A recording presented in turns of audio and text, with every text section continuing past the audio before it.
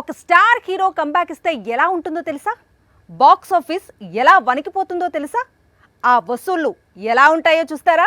అయితే కల్కి వసూళ్లను చూడాల్సిందే. ప్రభాస్ లాంటి పాన్ ఇండియా స్టార్ కంబ్యాక్ ఇస్తే గత రికార్డులంటూ ఏవీ ఉండవు. కొత్త రికార్డులు క్రియేట్ కావడమే ఉంటుంది. జస్ట్ 16 రోజుల్లో 1000 కోట్ల వసూళ్లు వచ్చి పడతాయి. తెలుగు సినిమా మరోసారి 1000 కోట్ల వసూళ్లను చూసింది. 2022లో RRR తో 1000 కోట్లకు పైగా వసూళ్లను చూసిన టాలీవుడ్ ఇప్పుడు కల్కి రూపంలో మరోసారి ఈ అరుదైన మార్కును దాటింది. మొత్తంగా బాహుబలి 2తో మొదటిసారి 1000 కోట్ల వసూళ్లను చూసింది తెలుగు సినీ పరిశ్రమ. ఇప్పుడు కల్కితో ముచ్చటగా మూడోసారి ఈ గ్రాండ్ క్లబ్ లోకి ఎంట్రీ ఇచ్చింది. బాహుబలి 2 తర్వాత ప్రభాస్ కు సరైన విజయం లేదు. రెబల్ స్టార్ కంబ్యాక్ కోసం పాన్ ఇండియా ఎదురు చూస్తున్న సమయంలో ఆ లోటును తీర్చింది కల్కి. సినిమా విడుదలైన 16 రోజుల్లోనే 1000 కోట్ల మార్కును దాటింది. తెలుగు, తమిళ, కన్నడ, మలయాళ, హిందీ పరిశ్రమల నుంచే కాకుండా ఓవర్సీస్ నుంచి రికార్డు స్థాయిలో వసూళ్లను అందుకుంది కల్కి. అందుకే అత్యంత వేగంగా 1000 కోట్ల మైలురాయిని అందుకుంది.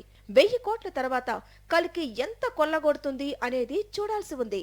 ఇండియన్ సినిమాకు జూలై 13 పండగ రోజు. భారతీయ సినీ పరిశ్రమ సంబరాలు జరుపుకోవాల్సిన రోజు. ఎందుకంటే కల్కి రూపంలో ఇండియన్ సినిమా మరోసారి 1000 కోట్ల వసూళ్లను చూసింది. ఈ క్లబ్ లో చేరిన 7వ చిత్రంగా రికార్డులోకి ఎక్కింది. 2016లో రిలీజ్ అయిన దంగల్తో హిందీ సినీ పరిశ్రమ 1000 కోట్ల వసూళ్లను చూసింది. కాకపోతే 60% వసూళ్లు చైనా నుంచి వచ్చినవే. ఆ తర్వాత 2017లో బాహుబలి సీక్వెల్ 1800 కోట్లను రాబట్టింది. ఇప్పటికీ ఈ రికార్డ్ చెక్కు చెదరకుండా ఉంది. 2016 తర్వాత 2022లోనే మళ్లీ ఇండియన్ సినిమా 1000 కోట్ల సినిమాను చూసింది. అదే RRR. Same year KGF sequel 1000 కోట్ల క్లబ్ లోకి ఎంట్రీ ఇచ్చింది. ఇక లాస్ట్ ఇయర్ అటు పఠాన్ ఇటు జవాన్ చిత్రాలతో 2 సార్లు 1000 కోట్ల క్లబ్ ను చూసొచ్చాడు కింగ్ ఖాన్. ఈ ఏడాది కల్కి రూపంలో 1000 కోట్లు వచ్చాయి. నెక్స్ట్ ఈ లిస్టులో పుష్ప 2 తప్పక చేరుతుందని ట్రేడ్ లో అంచనాలు ఉన్నాయి. మిగతా హీరోలకు హిట్ రావటం వేరు, ప్రభాస్ కు హిట్ పడటం వేరు. మిగతా హీరోలకు బ్లాక్ బస్టర్స్ రావటం వేరు, రెబల్ స్టార్ కి బ్లాక్ బస్టర్స్ పడటం వేరు. కల్కికి 1000 కోట్లు ఫిక్స్ కావడంతో ప్రభాస్ రేంజ్ నెక్స్ట్ లెవెల్కు వెళ్ళింది. అతని రెమ్యునరేషన్ కూడా మరింత పైకి వెళ్ళింది. ఇప్పుడు రెబల్తో మూవీ చేయాలంటే చేతిలో 200 కోట్లు ఉండాల్సిందే. లాస్ట్ ఇయర్ రిలీజ్ అయిన సలార్ హిట్ ఫిలిం గా నిలిచింది. ఇప్పుడు రిలీజ్ అయిన కల్కి పాన్ ఇండియా బ్లాక్ బస్టర్ అయింది. దాంతో ప్రభాస్ రేంజ్ నెక్స్ట్ లెవెల్ కు వెళ్ళింది. అతని రెమ్యునరేషన్ కూడా మరోసారి పెరిగిందని సమాచారం. కల్కి రిలీజ్ కి ముందు వరకు సినిమాకు 150 కోట్లు తీసుకున్నాడు ప్రభాస్. ఇప్పుడు మూవీకి 200 కోట్ల పారితోషికం తీసుకుంటాడట. దక్షిణాదిలో రజనీకాంత్ మాత్రమే సినిమాకు 200 కోట్లు తీసుకుంటున్నారు. జైలర్ సీక్వెల్ కు 250 కోట్ల రెమ్యునరేషన్ తీసుకుంటున్నట్లు ప్రచారం సాగుతోంది. అదే విధంగా దళపతి విజయ్ నటిస్తున్న కొత్త చిత్రం గోట్ కు కూడా 200 కోట్లు తీసుకున్నాడని తమిళ సినీ ఇండస్ట్రీలో ప్రచారం సాగుతోంది. ప్రభాస్ చాలా సినిమాల్లో నటిస్తున్నాడు. ఏ దర్శకుడికి ఎప్పుడు డేట్స్ ఇస్తున్నాడు, ఏ సెట్ లో ఉంటున్నాడు అనేది కాస్త కన్ఫ్యూజన్ గానే ఉంటుంది. ఆల్రెడీ చేతిలో రాజాసాబ్, స్పిరిట్, సలార్, కల్కి సీక్వెల్స్ లిస్ట్ లో ఉన్నాయి. ఇప్పుడు వీటితో పాటు ఫౌజీ అనే మూవీ టైటిల్ కూడా చేరింది.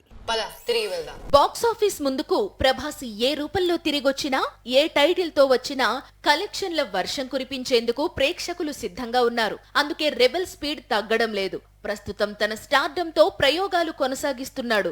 కల్కీలో కర్ణుడిగా కనిపించిన రెబెల్ త్వరలో రాజాసాబ్ లో మరో కొత్త పాత్రలో సర్ప్రైజ్ చేయనున్నాడు. ఆ తరువాత సోల్జర్ గా మారబోతున్నాడు. ప్రీ ఇండిపెండెన్స్ నేపథ్యంలో సీతారామం దర్శకుడు హను రాఘవపూడి ఒక ప్రేమ కథను రాసుకున్నాడు. ఈ సినిమాను ఇదే ఏడాది ప్రారంభించబోతున్నారు. రాధేశ్యామ్ తరువాత ప్రభాస్ పూర్తిస్థాయి ప్రేమ కథలో కనిపించే సినిమా ఇది. మృణాల్ హీరోయిన్ గా నటించే అవకాశం ఉందట. ఈ పీరియాడికల్ లవ్ స్టోరీకి ఫౌజీ అనే టైటిల్ ఫిక్స్ చేయబోతున్నారు. ప్రభాస్ పాన్ ఇండియా ఇమేజ్ కు తగ్గట్లు ఈ టైటిల్ పర్ఫెక్ట్ గా సరిపోతుందని హను నమ్మకంగా ఉన్నాడట.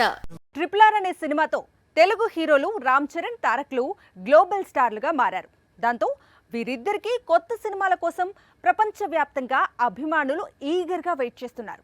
కానీ వీరిద్దరూ ఎంచుకున్న దర్శకులు మాత్రం ఫామ్ లో లేరు. మరి గ్లోబల్ స్టార్స్ కు గ్లోబల్ హిట్స్ ఇవ్వగలరా? RRR తో ప్రపంచవ్యాప్తంగా ఉన్న సినీ అభిమానుల దృష్టిని ఆకర్షించారు రామ్ భీమ్ అలియాస్ తారక్, రామ్ చరణ్. RRR లాంటి గ్లోబల్ హిట్ తర్వాత వీరిద్దరూ నటించే కొత్త చిత్రంపై సహజంగానే భారీ అంచనాలు ఉంటాయి.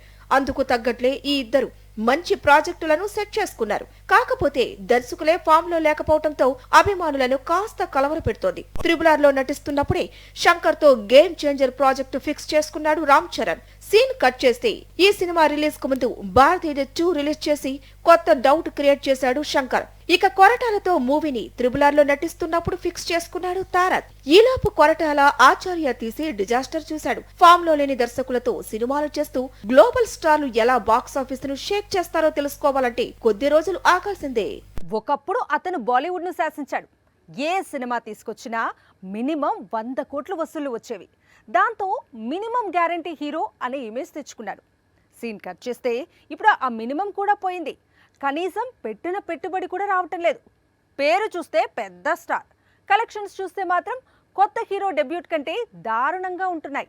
ఇంతకీ ఎవరా స్టార్? కోలీవుడ్ కు భారతీయుడు సీక్వెల్ తో శంకర్ షాక్ ఇచ్చినట్లే బాలీవుడ్ కు సర్ఫిరా సినిమాతో మరో షాక్ ఇచ్చాడు అక్షయ్ కుమార్.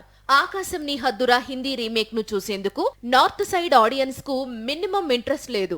దాంతో చాలా చోట్ల షోస్ క్యాన్సిల్ అవుతున్నాయి. అక్షయ్ కుమార్ కెరీర్ లోనే అత్యంత తక్కువ ఓపెనింగ్స్ తెచ్చుకుంది సర్ఫిరా. ఒకప్పుడు బాలీవుడ్ లో వరుస విజయాలతో మినిమం గ్యారంటీ హీరోగా ఇమేజ్ తెచ్చుకున్నాడు అక్షయ్. కానీ ఇప్పుడు ఆ ఇమేజ్ లేదు. వరుస ఫ్లాప్లు, డిజాస్టర్లతో అక్షయ్ కుమార్ మార్కెట్ కుప్పకూలింది. ఇప్పుడు సర్ఫిరా కూడా ఈ లిస్ట్ లో చేరిపోయింది. సినిమా బాగుందని రివ్యూస్ వచ్చినా సర్ఫిరాకు కలెక్షన్స్ లేకపోవడం బీ టౌన్ ను ఆశ్చర్యపరుస్తోంది.